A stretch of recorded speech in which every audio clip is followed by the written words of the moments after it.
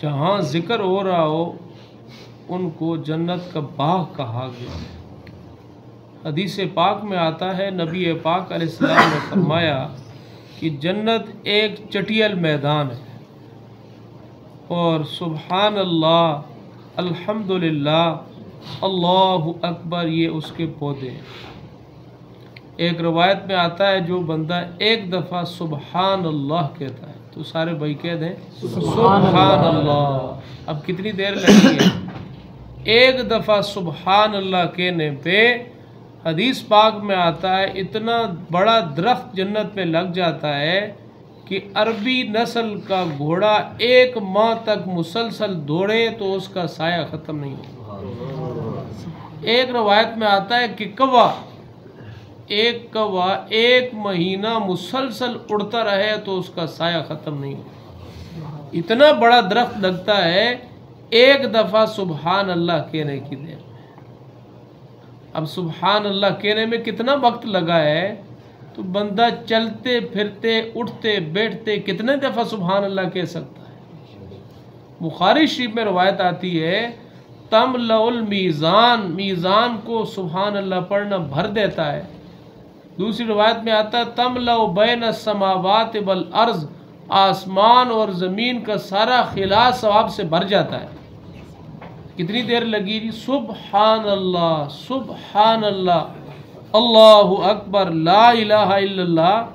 फरमाया ये जन्नत के दरख्त हैं, जन्नत के दरख्त ये तस्बीहात हैं, सुबहान अल्लाह, अल्हम्दुलिल्लाह, अल्लाहु अकबर। जितना ज़्यादा पढ़ेंगे उतना ही इंसान की जन्नत गुंजान होगी, गनी होगी।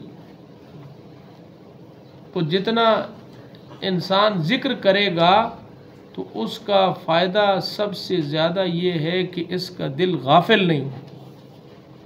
गाफिल जब दिल होता है ना तो फिर शैतान का वार तब काम करता है। जब देखो ना, इंसान जब गाफिल होता है तो इंसान चोरी करते नहीं करते कि सामने करते। चोर कब चोरी करता है? जब वो गफलत पाता है, मौका पाता है तो फ़ौरन वो चोरी कर लेता है। और अगर गफलत ना हो तो फिर चोरी भी नहीं होती। तो ऐसे ही मेरे अजीज़ो शैतान हमारा डाकू है, वो जब दिल को गाफिल पाता है तो वो हमला कर देता है। और जब जिक्र करेंगे तो ये गफलत दूर हो जाए। अल्लाह शैतान के शर से इंसान को महफूज करेंगे जब इंसान अपने आप को जिक्र का आदी करेगा। ये जिक्र ऐसी चीज़ है कि जब चल जाए, इंसान को इसकी लज्जत महसूस हो जाए तो फिर इंसान कहता है खाना नहीं खाऊंगा, जिक्र करूंगा।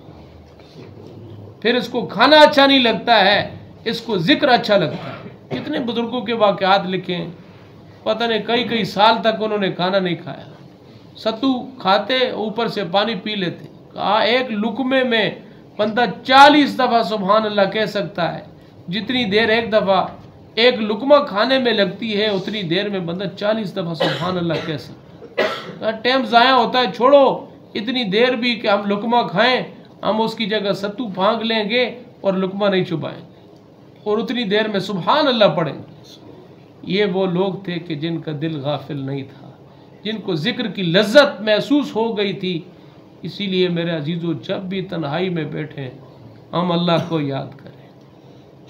तो आज जुमेरात का दिन है, तो हदीस में आता है जो बंदा जुमेरात शाम से जुमे की शाम तक सूरे दुखान पढ़ेगा, अल्लाह उसके लिए जन्नत में एक महल बनाएगा।